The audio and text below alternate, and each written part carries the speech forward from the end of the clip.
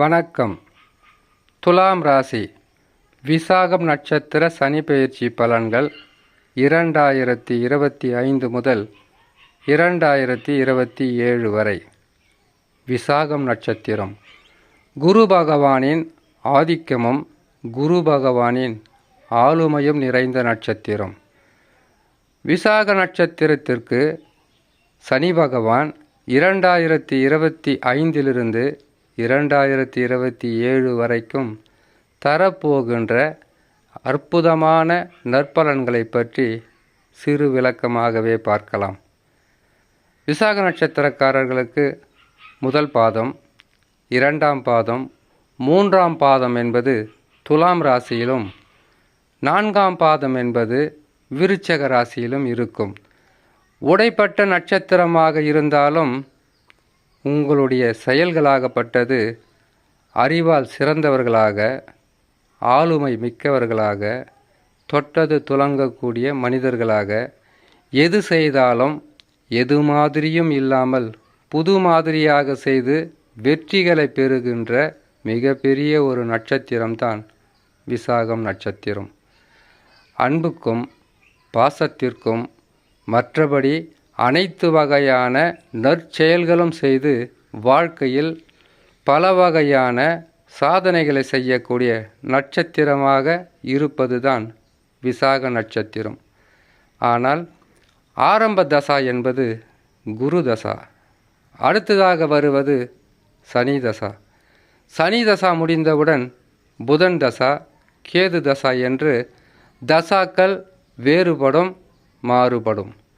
இந்த தசாவாகப்பட்டது, இந்த தசாவை நடத்தக்கூடிய கிரகங்களாகப்பட்டது உங்களுடைய ஜாதகத்தில் மட்டுமல்லாமல் 12 ராசி 27 நட்சத்திரத்தில் பிறந்தவர்களாக இருந்தாலும் சரி, அந்த கிரகங்கள் நடத்தக்கூடிய தசாவாகப்பட்டது வலிமையாக இருந்தால்தான் உங்களால் போராட்டங்களும் கஷ்டங்களும் அதிகப்படியான எதிர்ப்புகளையும் போராடி வெற்றி பெற முடியும்.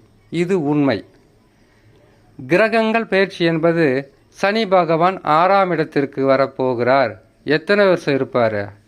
2.5 வருஷம் இருப்பார், 30 மாதம் இருப்பார், 18 மாதம் நல்ல பலனை கொடுப்பார். அதுக்கப்புறம் 12 மாதம் பலன்களை குறைத்து கொண்டு போவார். குரு பகவான் நல்ல இடங்களில் நல்ல ராசிகளில் அமருகிறாரா? எவ்வளவு நாள் நற்பலன் செய்வார்? 1 வருஷம். அந்த 1 வருஷத்தில் 5 மாதம் என்பது அதிகப்படியான நற்பலன்களும், அதற்கு பிறகு மத்தியமை பலன்களும், அதற்கு பிறகு மற்ற பலன்களும் கொடுக்க ஆரம்பித்து விடுவார். இது கிரகங்கள் பயிற்சியாவது. இந்த பயிற்சி காலங்களைத்தான் கிரக பயிற்சின்னு சொல்லுவாங்க, கிரக மாற்றம் சொல்லுவாங்க. ஆனால் உங்களுடைய சொந்த ஜாதகம்னு ஒன்று இருக்கும். அந்த ஜாதகத்தில் லக்னம்னு ஒன்று இருக்கும். ராசி தான் துலாம் ராசி, நட்சத்திரம்தான் விசாக நட்சத்திரம். ஒரு சிலருக்கு துலாம் லக்கினமாக கூட வரலாம். அப்படி அந்த லக்கினமாக வந்து அந்த லக்கினத்திலிருந்து எந்தெந்த ராசிகளில் கிரகங்கள் அமர்ந்திருக்கிறதோ அந்த கிரகங்களுடைய தசாவைத்தான் நட்சத்திரம் என்று சொல்லக்கூடிய இந்த நட்சத்திரத்திலிருந்து உங்களுக்கு பலன்களை கொடுக்கும். இப்போ ஓரளவுக்கு புரிஞ்சிருக்கும். அப்படி தசாக்களை பொறுத்த வரையில் ஆரம்ப தசா விசாக நட்சத்திரக்காரர்களுக்கு குரு தசா, குரு மகா தசா. அதற்கு பிறகு சனி மகா தசா நடக்கும். அதற்கு பிறகு புதன் மகா தசா நடக்கும்.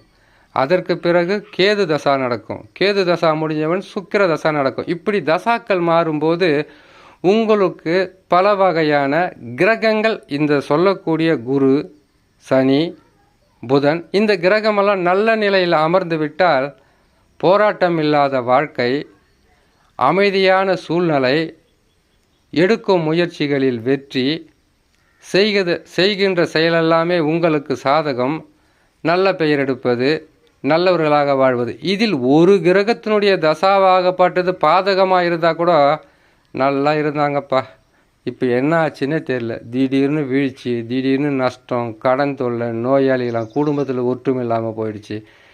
இந்த நேரங்களில் சனி பகவானும் பாதகமாகவும் குரு பகவானும் பாதகமாகவும் ராகு கேதுக்களும் பாதகமாக பாதக தசை நடக்கும்போது பாதகமான இடத்தில் உக்காந்துட்டாங்கன்னாக்கா வாழ்க்கை என்பது போர்க்களமாக இருக்கும்.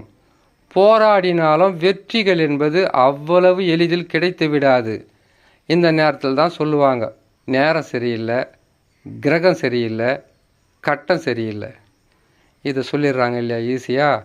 போராடி வெற்றி பெறுவது என்பது எவ்வளவு கடினமானது என்பது அறிவால், உங்களுடைய தெளிந்த சிந்தனையால் வெற்றி பெறுகின்ற இந்த விசாக நட்சத்திரக்காரர்களுக்கு நன்றாக புரியும்.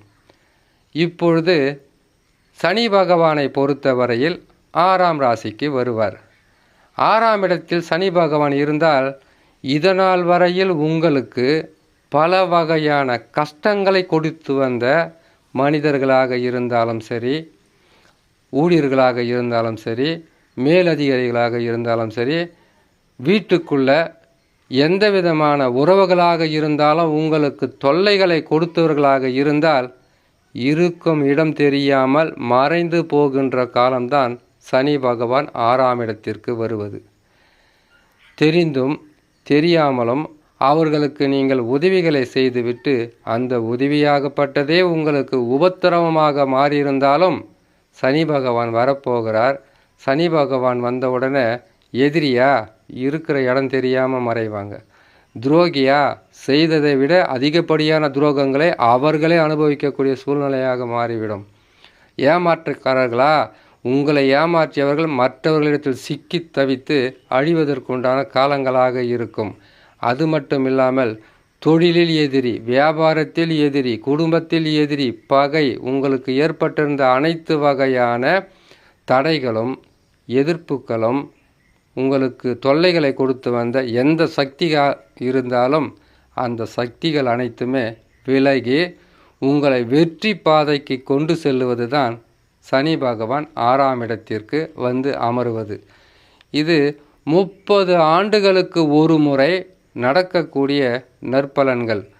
அது மட்டும் இல்லாமல் சனி பகவான் பயிற்சி பெற்ற 2 மாதங்களில் குரு பகவானும் பயிற்சி பெற்று விடுவார். குரு பயிற்சியை பற்றி தனியாகவே போடுறோம். குரு பகவான் பயிற்சி பெற்றவுடன் இப்போ இருக்கிறது 8ஆம் இடத்தில். 8ஆம் இடம் என்பது கொட்டி கொடுக்கின்ற இடம் அல்ல, கொட்டி கவிழ்க்கின்ற இடம். 8லே ஒரு கிரகம் இருந்துவிட்டால் வாழ்க்கை என்பது பல வகையான போராட்டங்களாக இருக்கும். நிம்மதி இருக்காது, சந்தோஷம் இருக்காது, வருமானம் இருக்காது. கடன் வாங்கினாலும் அந்த கடனை திருப்பி கொடுக்க முடியாது. நீங்கள் பணமாக கொடுத்துருந்தாலும் அந்த உங்களுடைய சூழ்நிலைக்காக மற்றவர்கள் அதை திருப்பி தரமாட்டாங்க. பகை உருவாகும், உங்களுக்கு எதிர்ப்புகள் அதிகரிக்கும், ஏளனம் அதிகரிக்கும். ஒரு சிலருக்கு தசாவே சரியில்லாமல் இருந்தால் அவர்கள் வாழ்க்கை என்பது அதிகப்படியான சோதனைகளும் நரக வேதனைகளும் அனுபவிக்கக்கூடிய சூழ்நிலையில் அமருவது தான் குரு 8லே மறைந்து பகையாக மாறி உங்களுக்கு கஷ்டங்களை கொடுப்பது.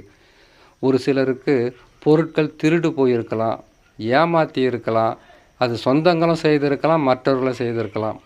ஆகையால் நஷ்டங்கள் இல்லாமல் இருந்திருக்காது. அந்த நஷ்டங்களும் லாபங்களாக மாற்றி கொடுக்கின்ற ஸ்தானம்தான் குரு பகவான் 9ஆம் இடத்திற்கு வரப்போவது. தர்மக்காரகன் என்று சொல்லக்கூடிய குரு பகவான் 9லே அமருவது, கருமக்காரகன் என்று சொல்லக்கூடிய சனி பகவான் 6ஆம் இடத்தில் அமருவது 30 ஆண்டுகளுக்கு ஒரு முறைத்தான் இத்தகையான சிறப்பான கிரக அமைப்புகள் அமரும். குரு பகவான் மாற்றம் பெற்றவுடன் ராகு கேது பயிற்சியும் இருக்குது. ராகு பகவான் 5ஆம் இடத்திற்கு வந்து விடுவார். கேது பகவான் 12ஆம் இடத்திலிருந்து 11ஆம் இடம் என்று சொல்லக்கூடிய உபஜயஸ்தானத்திற்கு வந்து விடுவார். இந்த கிரக அமைப்பு போதாதா? வாழ்க்கையில் நீங்கள் எத்தனை ஆண்டு காலங்கள் கஷ்டங்களை அனுபவித்து இருந்தாலும், துன்பங்களை அனுபவித்திருந்தாலும், வெற்றி பெற முடியாமல் நீங்கள் கஷ்டப்பட்டுக்கிட்டு இருந்தாலும் வெற்றிகளை கடினமான உழைப்பால், அதிகப்படிய அறிவாற்றலால், உங்களுடைய சொந்த செயலால் வெற்றி பெறுவதற்குண்டான அமோகமான கிரக அமைப்பு என்று சொல்லிவிடலாம். இது கிரகங்கள் ராசிகளில் இப்பொழுது பயிற்சி பெற்று அமரக்கூடிய நிலை. இதனுடன் உங்களுடைய சொந்த ஜாதகத்தில் நடக்கக்கூடிய தசாவாகப்பட்டது யோக தசாவோ அல்லது ஆட்சி உச்சம் பெற்ற கிரகங்களுடைய தசாவோ அல்லது கேந்திர திரிகோணங்களில் அமர்ந்து நட்பு சமம் பெற்ற தசாவாக இருந்துவிட்டால் போதும். அதிர்ஷ்டசாலிகளில் நீங்களும் ஒருவர் தான். இப்போது ஒரு 5 வயசு குழந்தை இருக்கும், விசாக நட்சத்திரம், அதுக்கு அதிர்ஷ்டங்கள் அடிக்க போகிறதுன்னு சொன்னோம்னாக்கா நீங்கள் என்ன பண்ணுவீங்க? 5 வயசு குழந்தைக்கு போய் என்ன அதிர்ஷ்டங்கள் அடிப்பதுனாக்கா அப்படி கிடையாது. 5 வயசு குழந்தையாக இருந்தாலும் அக்கறையாக அவங்கள பாதுகாப்பாங்க. சிறு நோயினாலும் உடம்பு துடிச்சு போயிடும். இந்த குழந்தையை காப்பாற்றணும், இவங்களுக்காக சொத்தை சேர்க்கணும், இவங்களுடைய வாழ்க்கையில் நல்ல கல்வியை கொடுக்கணும், இவங்களுக்கு நல்ல துணிமணிகளை வாங்கி கொடுக்கணும், நகையை வாங்கி கொடுக்கணும்னு அக்கறையுள்ள மனிதர்கள் சுற்றிலும் இருப்பார்கள். 5 வயசு குழந்தைக்கும் 1 வயசு குழந்தைக்கும் அப்படி என்ன கேட்டிங்கன்னாக்கா, மற்றவர்கள் தொழில் செய்பவர்களாக, வியாபாரம் செய்பவர்களாக, அரசாங்க ஊழியர்களாக அல்லது அரசியல்வாதிகளாகவே இருந்தாலும் உங்களை விட்டு சென்ற எந்த விதமான சக்திகளாக இருந்தாலும், உறவுகளாக இருந்தாலும், நட்பாக இருந்தாலும், எதுவாக இருந்தாலும் உங்களை தேடி வந்து உங்களுக்கு உதவியாகவும், பிரிந்த தம்பதிகளாக இருந்தாலும் நண்பர்களாக இருந்தாலும் ஒற்றுமையாக சேரக்கூடிய காலகட்டம் இது. உங்களை புரிந்துக்காமல் நான் பிரிஞ்சு போயிட்டேன், உங்களை பற்றி தெரிஞ்சிக்காமல் நான் விலகி போயிட்டேன்னு சொல்லக்கூடிய காலகட்டம் இது. இந்த 4 கிரகங்களும் இன்னும் ஒரு முறை இதே நிலையில் அமர வேண்டும் என்றால் அது எத்தனை ஆண்டு காலமாக சொல்ல முடியாது. ஆனால் இந்த நல்ல நேரத்தை, இந்த பொன்னான காலத்தை வீணாக்கக்கூடாது. ஒரு சிலருக்கு நீசம் பெற்ற பகை பெற்ற கிரக தசாவாக இருந்து விட்டால் விழிப்புடன் இருக்க வேண்டும். ஏன்னு கேட்டிங்கன்னாக்கா, கொடுப்பது போல் கொடுத்து அதற்கு கிரகங்கள் மாறும்போது கொடுத்ததை இல்லாமல் செய்துவிட்டு போவதற்கும் இதே கிரகங்களுக்கு சக்தி உண்டு. அதுதான் சொல்லுவாங்க, நல்லா இருந்தது கொஞ்ச நாள், நாசமாக போனது மீதி நாள்னு சொல்லுவாங்க இல்லையா? அது மாதிரி நல்லபடியாக கொடுக்குற மாதிரியே இருக்கும், உச்சாணி கொம்புக்கு கொண்டு போகிற மாதிரி இருக்கும், திடீர்னு வழுக்கு மரம் போல் கீழே இறங்கி வருவதற்கு காரணம் இந்த கிரகங்கள் இங்கே இருக்கும்போது தருகின்ற பலன்களை அதை தக்க வைப்பதும் உங்களுக்கு மிகப்பெரிய வளர்ச்சி பாதையும் கொண்டு செல்வதும் உங்கள் சாதகத்தில் இருக்கக்கூடிய தசா தான்.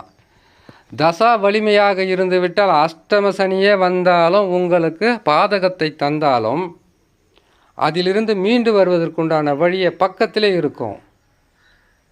அதுவே தசா சரியில்லாத போது கிரகங்களும் சரியில்லாமல் போனால் தான் இந்த பூமியில் நாம் பிறந்து வாழ்வதை விட வாழாமல் இருப்பதே போதும் என்கின்ற மனக்கசப்பான வார்த்தைகளை நாம் சொல்லக்கூடிய சூழ்நிலையில் மாற்றுவது உங்கள் ஜாதகத்தில் இருக்கக்கூடிய தசாவாகத்தான் இருக்குமே தவிர, கிரகங்கள் மாறுவது நற்பலன்களும் சுப பலன்களும் அசுப பலன்களும் மாறி மாறி கொடுத்து கொண்டு இருக்கும். நிலையாக இருக்க வேண்டியது தசா தான். ஒவ்வொரு பதிவிலையும் போகிறது உங்கள் தசாவை பாருங்கள், உங்களோட ஜாதகத்தை பாருங்கள், உங்கள் தசாவை பாருங்கள், இதை தான் சொல்லிக்கிட்டு இருப்போம். ஏன்னு கேட்டிங்கன்னாக்கா, இது ஆசை வார்த்தை காட்டி உங்களுக்கு அதிகமாக கிடைக்க போகிறது என்று சொல்லக்கூடிய பதிவு இல்லாமல் கொஞ்சம் புரிதல் வரும். உங்களுடைய வாழ்க்கையில் அடுத்து என்ன நடக்கப் போகிறதுன்னு தெரிஞ்சுக்கிறதுலே ஒரு ஆர்வம் இருக்கணும். கெடு பலன்களாக இருந்தால் இப்போது 6ஆம் இடத்திற்கு சனி பகவான் வரப்போகிறாரு. அனைத்து வகையான அற்புதமான பலன்களும் நடக்கட்டும்.